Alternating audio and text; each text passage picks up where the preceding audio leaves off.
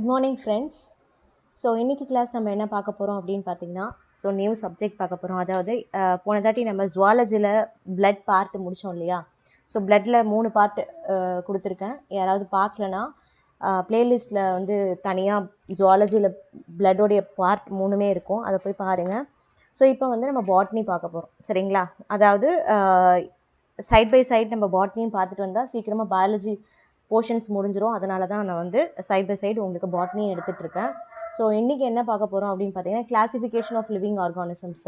அதாவது உங்கள் group 1 and group 2 சிலபஸில் வந்து பார்த்தீங்கன்னா அவங்க ஸ்பெசிஃபிக்காக கிளாசிஃபிகேஷன் ஆஃப் லிவிங் ஆர்கானிசம்ஸ் தான் கொடுத்துருப்பாங்க, பிளான்ட்ஸ்ன்னு ஸ்பெசிஃபிக்காக கொடுத்துருக்க மாட்டாங்க, சரிங்களா.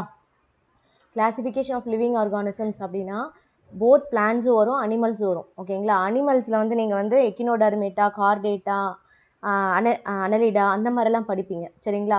நெக்ஸ்ட் டாபிக் ஜுவாலஜியில் நான் அதுதான் எடுப்பேன். இப்போதைக்கு நம்ம பாட்னியில் தாவரங்களின் வகைப்பாடு என்ன அப்படின்ட்டு முடிச்சிடலாம். இது வந்து ரொம்ப ரொம்ப பெரிய டாபிக் பாட்னியில், கிட்டத்தட்ட ஒரு 10 கிளாஸஸ் போகும், சரிங்களா. இதை நீங்கள் கவர் பண்ணிங்கனாலே கன்ஃபார்மாக உங்களுக்கு பாட்னிலேருந்து கொஸ்டின்ஸ் வந்து 100% வரும். நீங்கள் கன்ஃபார்ம் பாட்னிலேருந்து அட்டன் பண்ண முடியும். அதே மாதிரி 50% ஆஃப் பாட்னி சிலபஸ் வந்து இந்த ஒரு டாப்பிக்கில் தான் அடங்கியிருக்கு, சரிங்களா. சரி வாங்க பார்க்கலாம். தாவரங்களின் வகைப்பாடு. இதை பார்க்குறதுக்கு முன்னாடி முதல்ல பேசிக்கான சில விஷயங்கள்லாம் பார்த்துடலாம். முதல்ல நம்ம என்ன பார்க்க போகிறோம்னா, எந்த ஒரு உயிரினங்கள் இருந்தாலுமே அதோடைய அடிப்படை அழகு என்னன்னு சொல்லுவாங்க, செல்லுன்னு சொல்லுவாங்க இல்லையா. உயிரினத்தின் அடிப்படை அழகு என்ன, cell. The basic unit of living organisms nothing but cell இல்லையா. இந்த செல் பற்றிய படிப்பிற்கு என்ன பெயர் அப்படின்னு பார்த்தீங்கன்னா சைட்டாலஜி, அப்படி இல்லைன்னா செல் பயாலஜி. செல் பயாலஜினா செல் உயிரியல் அப்படின்னு சொல்லுவாங்க, சரிங்களா. செல் பற்றிய படிப்பிற்கு சைட்டாலஜி என்று அழைக்கப்படும், அப்படி இல்லைன்னா செல் பயாலஜி என்று அழைக்கப்படும். செல்லை முதல்ல கண்டுபிடிச்சவர் யார் அப்படின்னு பார்த்தீங்கன்னா Robert Hooke. Very very important question. பழைய கொஸ்டின் பேப்பர்ஸில் இது ரொம்ப ரொம்ப பேசிக்கான கொஸ்டின் இது. இந்த கொஸ்டின் எக்ஸாமில் அடிக்கடி கேட்டிருக்காங்க, பட் இனிமேட்டு இதெல்லாம் கேட்க மாட்டாங்க. ஜஸ்ட் தெரிஞ்சு வச்சுக்கோங்க, செல்லை முதல்ல கண்டுபிடிச்சவர் யார், ராபர்ட் ஹூக், 1665. செல்லின் உட்கருவை இதுதான் வந்து செல் அப்படின்னு பார்த்தீங்கன்னா, ஆக்சுவலாக இது அனிமல் செல் இப்படி தான் இருக்கும். இதுதான் செல்லுனா, செல்லுடைய உட்கரு இருக்கு இல்லையா, நியூக்ளியஸ். இந்த உட்கருக்குள்ளே தான் உங்களுக்கு என்ன இருக்கும், குரோமோசோம், ஜீன், டிஎன்ஏ, ஆர்என்ஏ அது மாதிரிலாம் இருக்கும் இல்லையா. இந்த உட்கரு நியூக்ளியஸை வந்து கண்டுபிடிச்சவர் யார் அப்படின்னு பார்த்தீங்கன்னா ராபர்ட் பிரவுன், 1831. அதே மாதிரி செல்லோடைய உட்கரு மணி அப்படின்னா உட்கருக்குள்ளார ஒரு பகுதி இருக்கும், அதுக்கு பேர் வந்து நியூக்ளியோலஸ் அப்படின்னு சொல்லுவாங்க, ஓகேங்களா. நியூக்ளியோலஸ் அப்படின்னா உட்கரு மணி அப்படின்னு சொல்லுவாங்க, சரிங்களா. இது உள்ளதான் உங்களுக்கு குரோமோசோம்ஸ், டிஎன்ஏ அதெல்லாம் இருக்குது, சரிங்களா. அப்போ உட்கரு மணியை கண்டுபிடித்தது யார் அப்படின்னு பார்த்தீங்கன்னா ஃபான்டானா.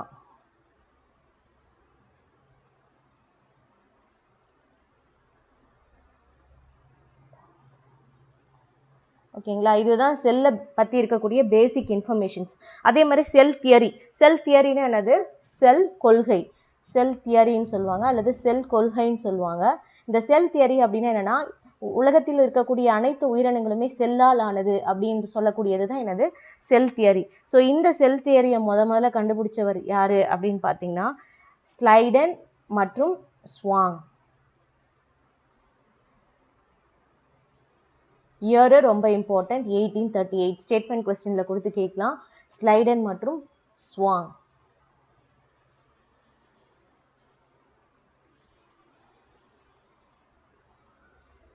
ஓகேங்களா. இது வந்து பேசிக்காக செல்லை பற்றி இருக்கக்கூடிய ஒரு சில இன்ஃபர்மேஷன்ஸ். அந்த செல்லில் என்ன இருக்கும் அப்படின்னு பார்த்தீங்கன்னா நத்திங் பட் எண்டோபிளாஸ்மிக் கோல்கை பாடிஸ் இருக்கும், ஓகேங்களா. கோல்கை பாடிஸ் இருக்கும், எண்டோபிளாஸ்மிக் ரெட்டிகுலம் இருக்கும், சைட்டோபிளாசம் இருக்கும், ஓகேங்களா. அதுக்கப்புறம் வாக்கோல்கள் இருக்கும். இந்த மாதிரி எல்லாமே கலந்து கோல்கை பாடிஸ், எண்டோபிளாஸ்மிக் ரெட்டிகுலம், அதாவது அதுக்கப்புறம் வந்து வாக்வோல்கள், குளோரோபிளாஸ்ட், இந்த மாதிரி எல்லாமே. அனிமல் செல்லில் குளோரோபிளாஸ்ட் இருக்காது, பசுங்கனிகம் இருக்காது. இந்த மாதிரி பிளான்ட் செல், அனிமல் செல் ரெண்டாக பிரிக்கப்படும் செல்லு. நான் அது வந்து ஃப்யூச்சரில் வந்து செல் ஆர்கனல்ஸ் இந்த டாப்பிக்கில் எடுக்கிறேன். செல் நுண்ணுறுப்புகள் அப்படின்னு ஒரு தனி டாப்பிக்கே இருக்குது, அதில் நான் தெளிவாக எக்ஸ்பிளைன் பண்ணுறேன். இப்போதைக்கு இந்த பேசிக்கான விஷயங்களை மட்டும் தெரிஞ்சு வச்சுக்கோங்க. நெக்ஸ்ட் பார்த்தீங்கன்னா இந்த செல்லை வந்து 2 வகையாக பிரிக்கலாம். ஒன்று வந்து ப்ரோகேரியாட்டிக் செல், இன்னொன்று வந்து யூகேரியாட்டிக் செல்.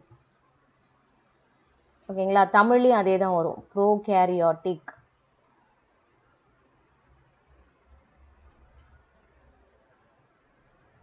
இது யூகேரியாட்டிக். ஓகேங்களா. ஸோ இந்த ப்ரோகேரியாட்டிக், ப்ரோ அப்படின்னா என்னன்னு சொல்லுவாங்கன்னா ஃபால்ஸ் அப்படின்னு சொல்லுவாங்க, கேரியோட் அப்படின்னா நியூக்ளியஸ் சொல்லுவாங்க. அப்போ இதில் என்னென்னா தெளிவான நியூக்ளியஸ் இதில் இருக்காது. சரிங்களா, நியூக்ளியஸ் காணப்படாத ஒரு செல்லை தான் நம்ம என்னன்னு சொல்கிறோம், ப்ரோகேரியாட்டிக் பிரிமிட்டிவ் நியூக்ளியஸ் அப்படின்னு கூட சொல்லுவாங்க. சரிங்களா, அதுவே தெளிவான நியூக்ளியஸ் காணப்படுகின்ற செல்களை தான் நம்ம என்னன்னு சொல்லுவோம், யூகேரியாட்டிக் செல் அப்படின்னு சொல்லுவோம். யூ அப்படின்னா என்னது, ட்ரூன்னு சொல்லுவாங்க. கேரியாட்டிக் அப்படின்னா நியூக்ளியஸ் சொல்லுவாங்க. அப்போ தெளிவான நியூக்ளியஸ், தெளிவான உட்கரு காணப்படுகின்ற செல் தான் என்னது, யூகேரியாட்டிக் செல் அப்படின்னு சொல்லுவாங்க. ஓகே, இதில் வந்து நியூக்ளியஸே இல்லை, அப்போ மற்ற ஆர்கனல்ஸும் கண்டிப்பாக இருக்காது. அப்போ மற்ற செல் ஆர்கனல்ஸ் இருக்குது இல்லையா, கோல்கை பாடிஸ், மைட்டோகாண்ட்ரியா, வேறு என்னென்னலாம் இருக்குது, எண்டோபிளாஸ்மிக் ரெட்டிகுலம், இது எல்லாமே இதில் இருக்காது. எக்ஸப்ட் ஒன்று இருக்கும், என்ன அப்படின்னு பார்த்தீங்கன்னா ரிபோசோம்ஸ் இருக்கும். சரிங்களா, ஸோ இதில் ரிபோசோம்ஸ் காணப்படும். இதில் வந்து எல்லா செல் நுண்ணுறுப்புகளுமே, எல்லா செல் ஆர்கனல்ஸுமே காணப்படும். சரிங்களா, அதாவது யூகேரியாட்டிக் செல்லில். யூகேரியாட்டிக் செல்னால் போத் பிளான்ட் செல்லும் வரும், அனிமல் செல்லும் வரும். அப்போ அதில் எல்லாமே இருக்குது. சரிங்களா, ஒரு சிலது மட்டும் மாறுபடும். அது நான் வந்து ரெண்டுத்தோட டிஃப்ரென்சியேஷன் எடுக்கும்போது தெளிவாக சொல்கிறேன். சரிங்களா, ஸோ இப்போ ரிபோசோம்ஸ் இதில் வந்து பார்த்திங்கன்னா நியூக்ளியஸ் இருக்காது இல்லையா, நியூக்ளியஸ் இருக்காது, ஆனால் நியூக்ளியோலஸ் இருக்கும். நியூக்ளியஸ்னால் உட்கரு சவ்வு, நியூக்ளியர் மெம்பரைன் அந்த மாதிரிலாம் இருக்கு இல்லையா, அதெல்லாம் இருக்காது. அதுக்கு பதிலாக நியூக்ளியோலஸ்னால் என்னது, உட்கரு மணி, அதில் வந்து குரோமோசோம் அல்லது டிஎன்ஏ காணப்படும். சரிங்களா, எதில், இந்த ப்ரோகேரியாட்டிக் ஆர்கானிசம்ஸில். சரிங்களா, நல்லா தெளிவாக தெரிஞ்சுக்கோங்க. அதே மாதிரி நெக்ஸ்ட் வந்து பார்த்திங்கன்னா இதில் ரிபோசோமுடைய சைஸ் என்ன அப்படின்னு பார்த்தீங்கன்னா 70s. யூகேரியாட்டிக் ஆர்கானிசம்ஸோடைய ரிபோசோமுடைய சைஸ் அழகு என்ன அப்படின்னு பார்த்தீங்கன்னா 80s. ஸோ இது எக்ஸாமில் ரிப்பீட்டடாக இந்த கொஸ்டின் கேட்டிருக்காங்க, ஸ்டேட்மெண்ட் கொஸ்டின். இது வந்து டைரெக்டாக கேட்க மாட்டாங்க, ஏதாவது ஒரு ஆர்கானிசமுடைய பெயரை கொடுத்து கேட்பாங்க. ஃபார் எக்ஸாம்பிள் பாக்டீரியாவுடைய ரிபோசோமுடைய சைஸ் என்னன்னு கேட்பாங்க. பாக்டீரியான்னு கேட்காம ஸ்டெப்டோகோக்கஸோட உயிரினத்தோடைய ரிபோசோமுடைய சைஸ் என்ன அப்படின்னு கேட்பாங்க. ஸ்டெப்டோகோக்கஸ்னால் என்னது, பாக்டீரியா. அப்போ பாக்டீரியா வந்து என்னது, ப்ரோகேரியாட்டிக் ஆர்கானிசம். அப்போ அதோடைய ரிபோசோம் சைஸு 70s. இந்த மாதிரி கேட்கறதுக்கு சான்சஸ் இருக்குது. சரிங்களா, ஸோ நெக்ஸ்ட் லாஸ்ட் வந்து பார்த்திங்கன்னா எக்ஸாம்பிள். ஸோ எதெல்லாம் ப்ரோகேரியாட்டிக் ஆர்கானிசம் அப்படின்னு பார்த்தீங்கன்னா பாக்டீரியா மற்றும் அல்லது and blue green algae. Blue green algae, bacteria and blue green algae. Blue green algae அப்படின்னா எதுனா நாஸ்டாக் அண்ட் அனபெனா. ஓகேங்களா, அதாவது நீலப்பசும் பாசிகள் அப்படின்னு சொல்லக்கூடிய நாஸ்டாக் மற்றும் அனபெனா என்கின்ற நீலப்பசும் பாசிகள் பாக்டீரியா, இந்த ரெண்டுமே என்ன அப்படின்னு பார்த்தீங்கன்னா ப்ரோகேரியாட்டிக் உயிரினங்கள். யூகேரியாட்டிக் உயிரினங்கள் என்ன அப்படின்னு பார்த்தீங்கன்னா எல்லா தாவரங்கள் மற்றும் விலங்குகள், well developed plants and animals, அதாவது மேம்பாடு அடைந்த தாவரங்கள் மற்றும் விலங்குகள், well developed plants and animals. So இதில் வந்து யூனிசெல்லுலார் ஆர்கானிசம்ஸ் வரும். அதாவது ப்ரோகேரியாட்டிக் ஆர்கானிசம்ஸ் வந்து எல்லாமே மோஸ்ட்லி என்னவாக தான் இருக்கும், யூனிசெல்லுலாராக தான் இருக்கும். ஆனால் யூகேரியாட்டிக் ஆர்கானிசம்ஸ் எல்லாமே எப்படி இருக்குன்னா யூனிசெல்லுலாராகவும் இருக்கும், மல்டி செல்லுலாராகவும் இருக்கும். யூனிசெல்லுலார்னா என்னது, ஒரு செல் விலங்குன்னு சொல்கிறோம் இல்லையா, அமீபா, ஒரு செல் தாவரம் சொல்லக்கூடிய கிளாமிடோமோனாஸ், இது எல்லாமே எதில் வரும், யூகேரியாட்டிக் ஆர்கானிசம்ஸில் வரும். மல்டி செல்லுலார் அப்படின்னா மற்ற தாவரங்கள் மற்றும் விலங்குகளை சொல்லுவோம். அதாவது பல செல் உடையவை, ஒரு செல் உடையவை. இது வரைக்கும் உங்களுக்கு தெளிவாக இருக்கும்னு நினைக்கிறேன். இப்போ ப்ரோகேரியாட்டிக்னா என்ன, யூகேரியாட்டிக் என்ன டிஃப்ரென்ஸ் தெளிவாகிடுச்சா. ஸோ இது வந்து மேபி உங்களுக்கு மெயின்ஸில் வந்து 3 மார்க்ஸில் கேட்கறதுக்கு சான்ஸ் இருக்குது. அதாவது difference between prokaryotic and eukaryotic organisms என்ன அப்படின்னு கேட்டாங்கன்னா இந்த பாயிண்ட்ஸில் நீங்கள் கொடுத்தீங்கன்னா கண்டிப்பாக உங்களுக்கு வந்து மார்க் நிறைய வர்றதுக்கு சான்சஸ் இருக்குது. ஓகே, நெக்ஸ்ட் நம்ம என்ன பார்க்க போகிறோம் அப்படின்னா கிளாசிஃபிகேஷன், வகைப்பாடு. சரி, வகைப்பாடோடைய அடிப்படை அழகு என்னன்னு சொல்லுவாங்கன்னா டாக்ஸான்னு சொல்லுவாங்க. சரிங்களா, ஸோ வகைப்பாடு அப்படின்னா ஒன்றும் கிடையாது, அரேஞ்ச்மெண்ட். இதுக்கு வந்து டாக்ஸோனமி அப்படின்ற பெயர். டாக்ஸோ அப்படின்னா என்னன்னா நோமஸ்னா லா, டாக்ஸோ அப்படின்னா என்னது அரேஞ்ச்மெண்ட், நோமி அப்படின்னா என்னது லா. ஓகேங்களா, அதான் டாக்ஸோனமி. ஸோ டாக்ஸோனமினா வகைப்பாடு. இந்த வகைப்பாட்டின் தந்தை, அதாவது ஃபாதர் ஆஃப் கிளாசிஃபிகேஷன் நம்ம யாரை சொல்கிறோம் அப்படின்னு பார்த்தீங்கன்னா father of taxonomy Carolus Linnaeus. Very very important, ரொம்ப ரொம்ப இம்பார்ட்டண்ட்டான ஒரு பர்சனாலிட்டி இவர் பாட்னியில். கரோலஸ் லினேயஸ் என்பவரை தான் நம்ம என்னன்னு சொல்கிறோம் ஃபாதர் ஆஃப் டாக்ஸோனமி, அதாவது வகைப்பாட்டியலின் தந்தை அப்படின்னு சொல்கிறோம். அப்படி இல்லைன்னா இவருக்கு இன்னொரு பெயர் கூட இருக்குது, என்னன்னா செயற்கை வகைப்பாட்டியலின் தந்தை அப்படின்னு சொல்லுவாங்க. அதாவது ஆர்டிஃபிஷியல் கிளாசிஃபிகேஷனை இவர் தான் முதல்ல கண்டுபிடிச்சிருப்பாரு. அதனால தான் இவரை என்னன்னு சொல்லுவாங்க செயற்கை வகைப்பாட்டியலின் தந்தை என்று அழைக்கப்படுகிறார். ஓகேங்களா. ஸோ அதே மாதிரி இந்த டாக்ஸோனமி என்ற வேர்டு இருக்கு இல்லையா, டாக்ஸோனமி, இந்த வேர்டை முதல்ல பயன்படுத்தியவர் யார் அப்படின்ட்டு கேட்குறதுக்கு சான்சஸ் இருக்குது. அதையும் எழுதிக்கோங்க. அவருடைய பெயர் என்ன அப்படின்னு பார்த்தீங்கன்னா Augustin Pyramus de candle.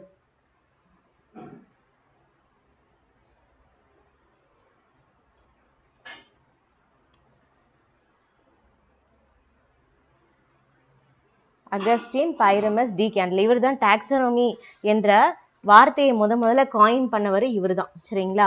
So இப்போ நம்ம கரோலஸ் லினேயஸை பற்றி நம்ம அப்புறமேட்டு பார்க்கலாம். ஃபஸ்ட்டு இப்போ வந்து இந்த டாக்ஸோனமி, அந்த ஹைரார்கி இருக்கும் இல்லையா, அந்த அரேஞ்ச்மெண்ட்டு, ஒரு ஸ்பீஷியஸ் எடுத்துட்டுனா அந்த ஹைரார்கி, அந்த அரேஞ்ச்மெண்ட்டு எப்படி இருக்கும் அப்படின்னு பார்த்தீங்கன்னா, இது வந்து ஆர்டரில் கொடுத்து கேட்பாங்க, கண்டிப்பாக இது தெரிஞ்சு வச்சுக்கோங்க. ஃபஸ்ட்டு என்ன இருக்குன்னா கிங்டம், ராஜ்யம்.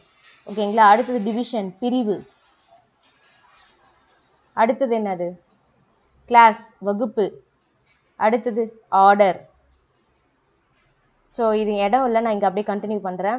ஆர்டர். அடுத்தது என்ன அப்படின்னு பார்த்தீங்கன்னா ஃபேமிலி, குடும்பம். அடுத்தது என்னது ஜீனஸ், பேரினம்.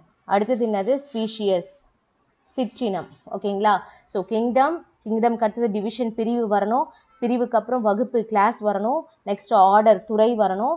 ஆர்டருக்கு அப்புறம் ஃபேமிலி, குடும்பம் வரணும். குடும்பத்துக்கு அப்புறம் ஜீனஸ் வரணும், பேரினம். சிற்றினம் வந்து ஸ்பீஷியஸ். ஓகேங்களா. இந்த சிற்றினம் அப்படின்றோம் இல்லையா, அந்த சிற்றினம்ன்ற வேர்டை யார் முதல்ல சொன்னது அப்படின்னு பார்த்தீங்கன்னா ஜான் ரே. ஜான் ரே. ஓகேங்களா. இவர் தான் முதல்ல சிற்றினம் என்ற சொல்லை அறிமுகப்படுத்தியவர். சரிங்களா. The term species was first coined by John Ray. Very very important question. ஓகேங்களா. ஸோ இதோட வந்து உங்களுக்கு இந்த கிளாசிஃபிகேஷன் முடியுது, அதாவது இந்த ஹைரார்கி முடியுது. இதுக்கப்புறம் நம்ம என்ன பார்க்க போகிறோம்னா, ஸோ முதல்ல அந்த கிளாசிஃபிகேஷன் எப்படி தோன்றுச்சு அப்படின்றது தான் பார்க்க போகிறோம். ஸோ ஃபஸ்ட்டு வந்து பார்த்திங்கன்னா 2 கிங்டம் தான் கண்டுபிடிச்சாங்க.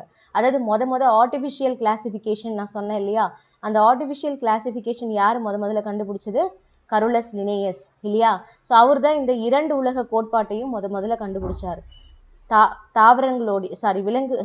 உயிரினங்களுடைய 2 உலக கோட்பாடு.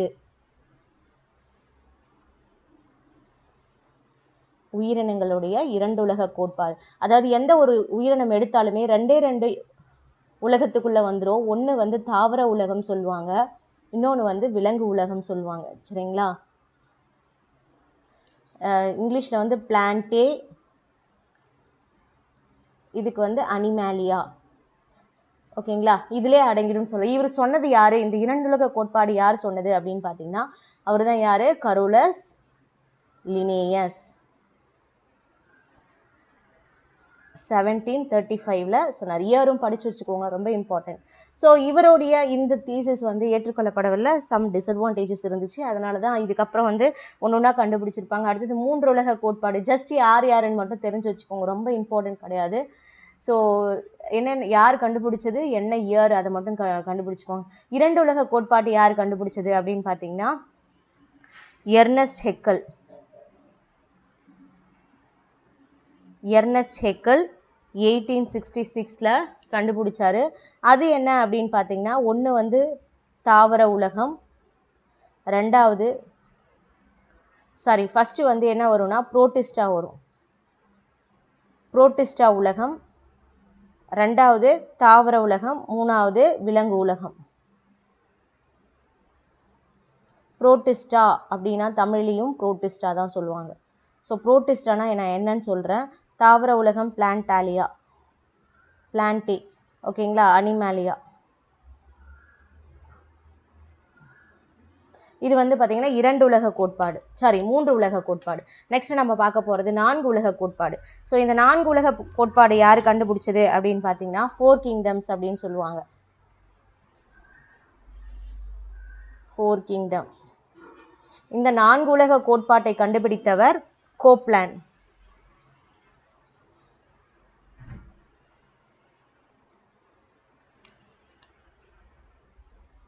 மொனிரா,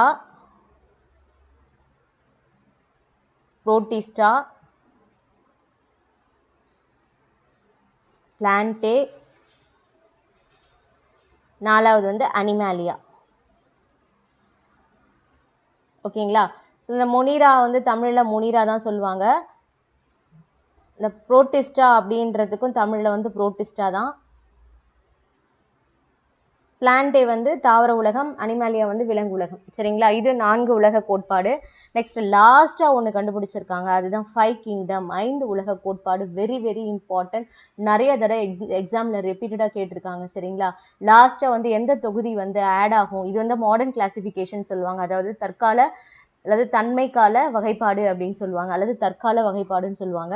இதில் எக்ஸ்ட்ராவாக ஒன்று ஆட் ஆகிருக்கு, இந்த 5 கிங்டம். இந்த 5 கிங்டம் அல்லது 5 உலக கோட்பாடு அப்படின்னு சொல்லக்கூடிய 5 உலக கோட்பாட்டை முதல்ல கண்டுபிடித்தவர் யார் அப்படின்னு கேட்கலாம். அடிக்கடி ரிப்பீட்டடாக இந்த கொஸ்டின் கேட்டிருக்காங்க. R H Whittaker. So very very important personality R H Whittaker. எந்த வருடத்தில் கண்டுபிடிச்சாரு அப்படின்னு பார்த்தீங்கன்னா 1969. ஸோ ஆர்ஹெச் விட்டேக்கர் என்பது 5 உலக கோட்பாட்டை முதல்ல கண்டுபிடித்தார். ஓகேங்களா? அது என்ன அப்படின்றது தான் நெக்ஸ்ட் நம்ம பார்க்க போகிறோம். வாங்க பார்க்கலாம்.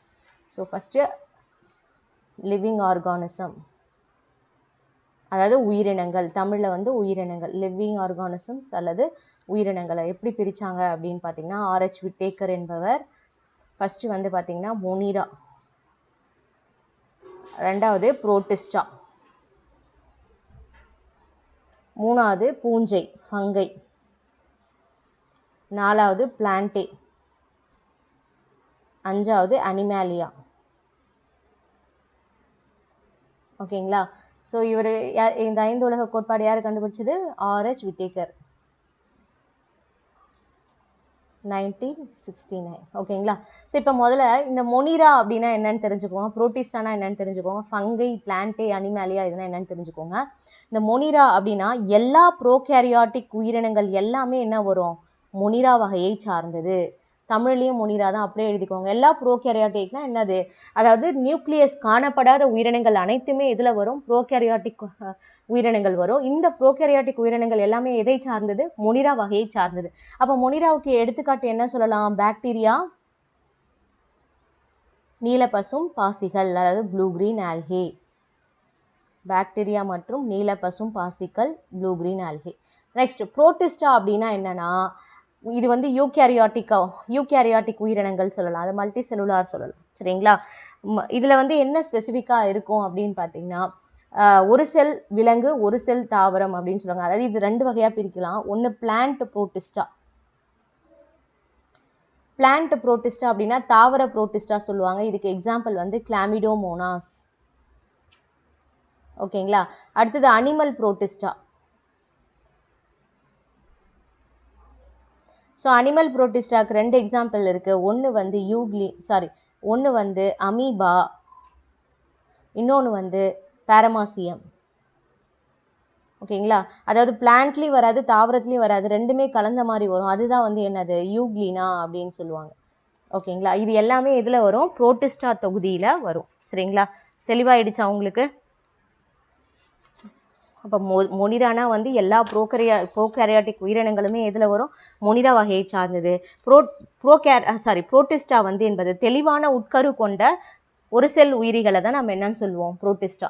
அதாவது the organisms which have a clear nucleus, unicellular organisms அப்படின்னு சொல்லுவோம்.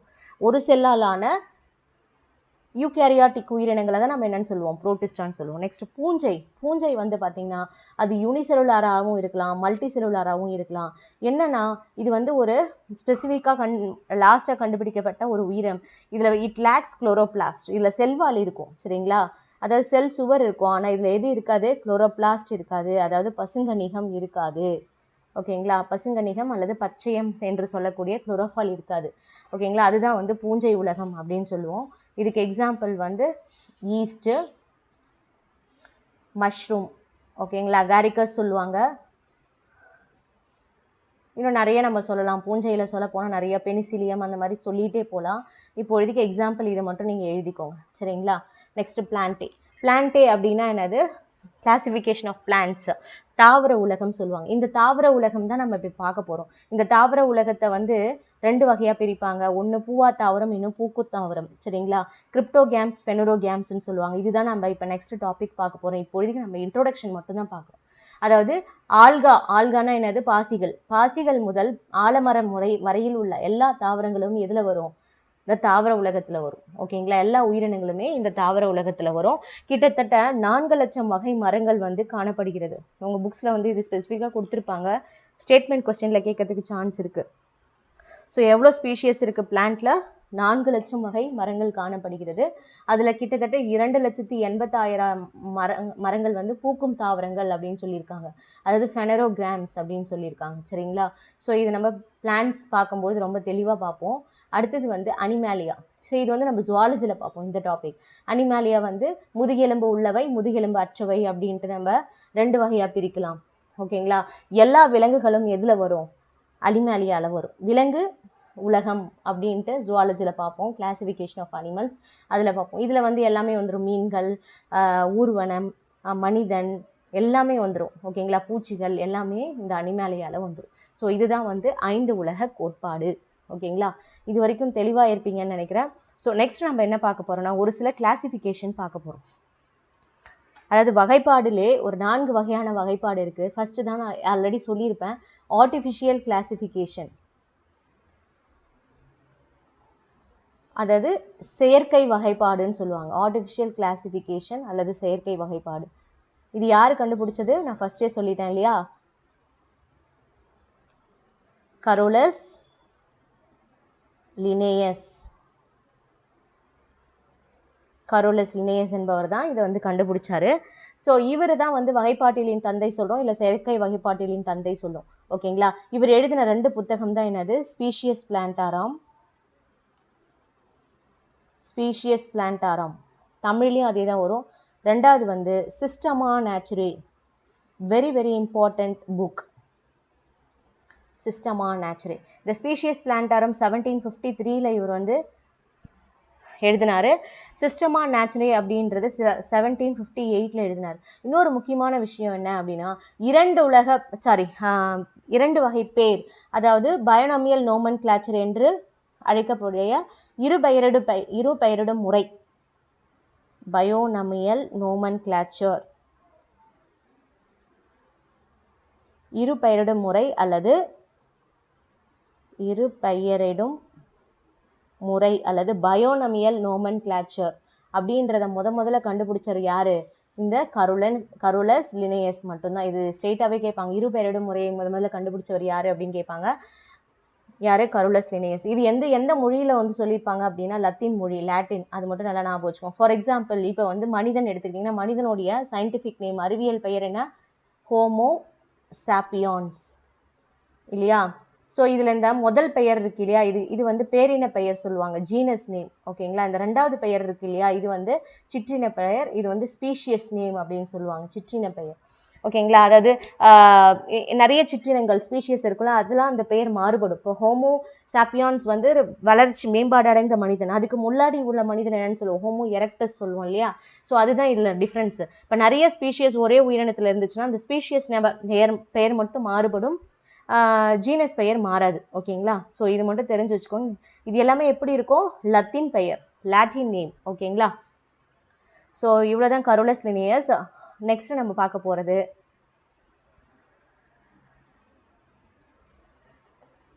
இயற்கை வகைப்பாடு. செயற்கை வகைப்பாடு பார்த்துட்டோம் இல்லையா. இப்போ 2வது வந்து இயற்கை வகைப்பாடு, அதாவது நேச்சுரல் கிளாசிஃபிகேஷன். நேச்சுரல் கிளாசிஃபிகேஷனை யார் முதல்ல கண்டுபிடிச்சது அப்படின்னு பார்த்தீங்கன்னா, நேச்சுரல் கிளாசிஃபிகேஷன்.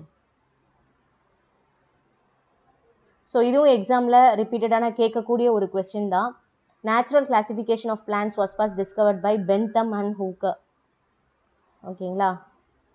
பென்தம் and Hooker. இவர் தான் வந்து இயற்கை வகைப்பாட்டியலின் தந்தை, ஃபாதர் ஆஃப் நேச்சுரல் கிளாசிஃபிகேஷன் சொல்லுவாங்க. இவர் எழுதின ஒரு புத்தகம் தான் என்னது, genus plantarum. Genus plantarum. So வேறு எதுவும் ஸ்பெசிஃபிக்காக இவரை பற்றி எதுவும் இல்லை, இதை மட்டும் தெரிஞ்சு வச்சுக்கோங்க. நெக்ஸ்ட்டு வந்து ஃபில்லோஜெனட்டிக் சிஸ்டம். ஃபில்லோஜெனட்டிக் சிஸ்டம் அல்லது ஃபில்லோஜெனட்டிக் வகைப்பாடு, அது பரிணாம கோட்பாடு அப்படின்னு சொல்லுவாங்க. ஓகேங்களா, பரிணாம கோட்பாடு. ஸோ இந்த பரிணாம கோட்பாட்டின் தந்தை யார் அப்படின்னு கேட்டாங்கன்னா சார்லஸ் டார்வின். இதை கண்டுபிடிச்சவர் யார் அப்படின்னு பார்த்தீங்கன்னா சார்லஸ் டார்வின். இவரை பற்றி நீங்கள் நிறைய கேள்விப்பட்டிருப்பீங்க. இவர் தான் வந்து குரங்கிலிருந்து மனிதன் வந்தான், டார்வின்ஸ் தியரி அப்படின்னு சொல்லியிருப்பாரு. ஓகேங்களா, அதே மாதிரி இவரை பற்றி ரொம்ப இம்பார்ட்டண்ட்டான விஷயம் என்ன அப்படின்னா, இவர் ஒரு ஃபேமஸான புக்கு எழுதியிருப்பார். என்னென்னா ஆரிஜின் ஆஃப் ஸ்பீஷியஸ், சிற்றினங்களின் தோற்றம் அப்படின்னு ஒரு முக்கியமான புக்கு எழுதியிருப்பார். இன்னொரு புக்கையும் இவர் எழுதியிருப்பார், தியரி ஆஃப் நேச்சுரல் செலெக்ஷன். இந்த ரெண்டு புக்கையுமே ரொம்ப ரொம்ப இம்பார்ட்டன்ட். Theory of natural selection. ஓகேங்களா, இயற்கை தேர்வு கோட்பாடு அப்படின்னு சொல்லுவாங்க. தமிழில் வந்து இயற்கை தேர்வு கோட்பாடு, ஆரிஜின் ஆஃப் ஸ்பீஷியஸ்னா சிற்றினங்களின் தோற்றம். இந்த ரெண்டு புக்கையும் எழுதினவர் யார், சார்லஸ் டார்வின். ஓகேங்களா, அது மட்டும் இவர் சொல்ல சர்வைவல் ஆஃப் ஃபிட்டஸ்ட் அப்படின்னு சொன்னார்.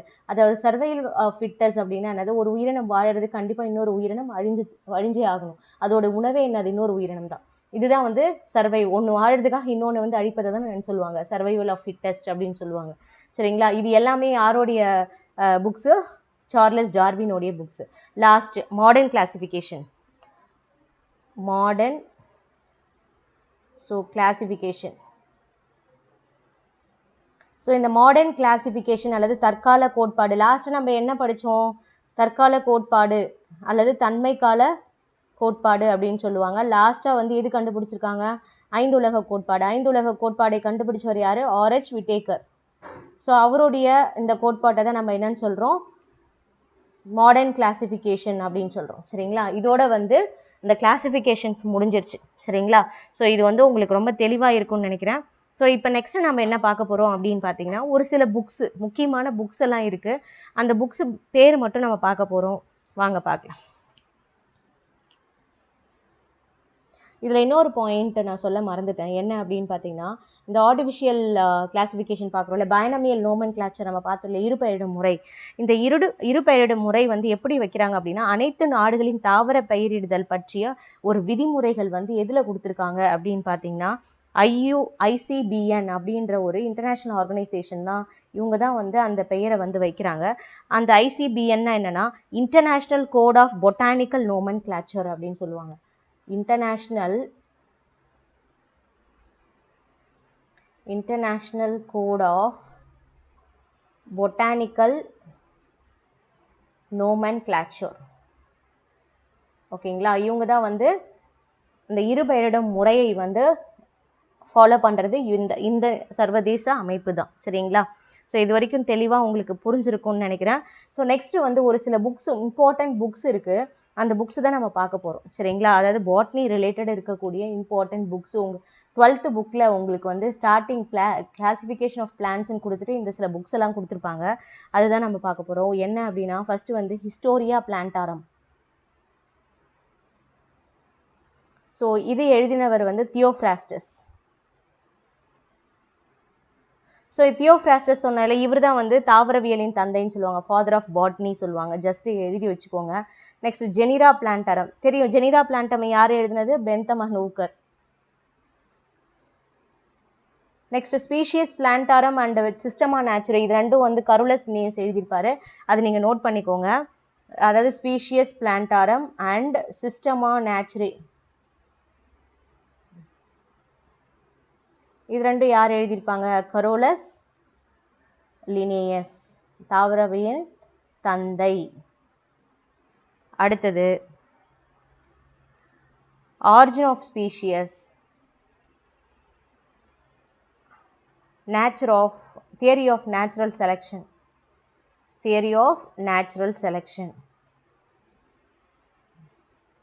இது யார் எழுதியிருக்கிறது, Charles Darwin.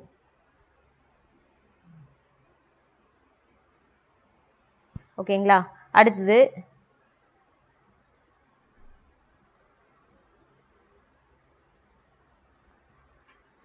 Pliny the Elder.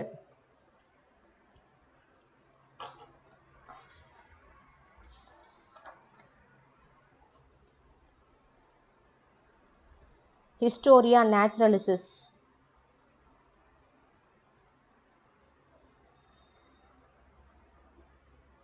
Historia Naturalis என்ற புத்தகத்தை எழுதினவர் Pliny the Elder. நெக்ஸ்ட் வந்து Anatomial Plantarum.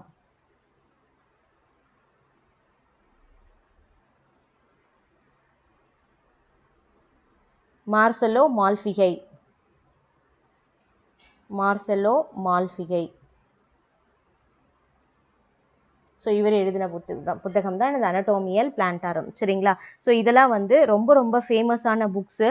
இந்த புக்ஸ் எல்லாம் என்னென்னு பார்த்து வச்சுக்கோங்க. இதில் அடிக்கடி எக்ஸாமில் கேட்டது வந்து Genera Plantarum, Species Plantarum, Systema Naturae, Origin of species, theory of natural selection and Pliny the Elder. இது வந்து எக்ஸாமில் கேட்டது. இது ரெண்டும் தான் கேட்கல. Historia Plantarum and Anatomia Plantarum கேட்டதில்லை. ஜஸ்ட் தெரிஞ்சு வச்சுக்கோங்க. சரிங்களா? ஸோ இதுதான் வந்து கிளாசிஃபிகேஷன் ஆஃப் பிளான்ட்ஸ். தாவர வகைப்பாடு நம்ம போனால் அதுக்கு முன்னாடி நம்ம தெரிஞ்சுக்க வேண்டிய முக்கியமான பேசிக்கான சில இன்ட்ரொடக்ஷனை தான் நம்ம பார்த்தோம். சரிங்களா? ஸோ இதெல்லாம் தெரியலனா நீங்கள் வந்து பிளான்ட் கிளாசிஃபிகேஷன் படிக்கும்போது உங்களுக்கு ஒன்றுமே புரியாது. ஸோ நிறைய பேருக்கு வந்து பாட்னி கஷ்டமாக இருக்கிறதுக்கு ரீசனே வந்து பேசிக்ஸ் அவங்க தெரிஞ்சுக்காமல் இருக்கிறது தான். ஸோ இது வந்து ஒரு பேசிக் கிளாஸ் தான். இது வந்து பார்ட் 1 பாட்னியில் கிளாசிஃபிகேஷன் ஆஃப் பிளான்ட்ஸில் பார்ட் 1 இது. சரிங்களா? ஸோ நெக்ஸ்ட் கிளாஸ் நம்ம பார்ட் 2 ஸ்டார்ட் பண்ண போகிறோம். அந்த பார்ட் 2ல் என்ன ஸ்டார்ட் பண்ண போகிறோம் அப்படின்னா, ஸோ நெக்ஸ்ட் கிளாஸ் பாருங்கள், classification of plants. Classification of plants வந்து பார்ட் 2 தான் நெக்ஸ்ட் கிளாஸ் பார்க்க போகிறோம். ஓகேங்களா? இதில் என்னென்ன பார்க்க போகிறோம் அப்படின்னா, பிளான்ட்ஸோடைய கிளாசிஃபிகேஷன், அதாவது கிரிப்டோகேம்ஸ்னால் என்ன, ஃபெனரோகேம்ஸ்னா என்ன, ஜிம்னஸ்பெர்ம்னா என்ன, ட்ரையோஃபைட்டானா என்ன, தாலோஃபைட்டானா என்ன, ஆஞ்சியோஸ்பெர்ம்னா என்ன அப்படின்றத தான் பார்க்க போகிறோம். அதை பார்த்துட்டு நம்ம வந்து நெக்ஸ்ட் கிளாஸ் அப்படியே கண்டினியூ பண்ணலாம். சரிங்களா? ஸோ இதோட இந்த கிளாஸ் முடியுது. மீதி நெக்ஸ்ட் கிளாஸில் பார்க்கலாம். தேங்க்யூ.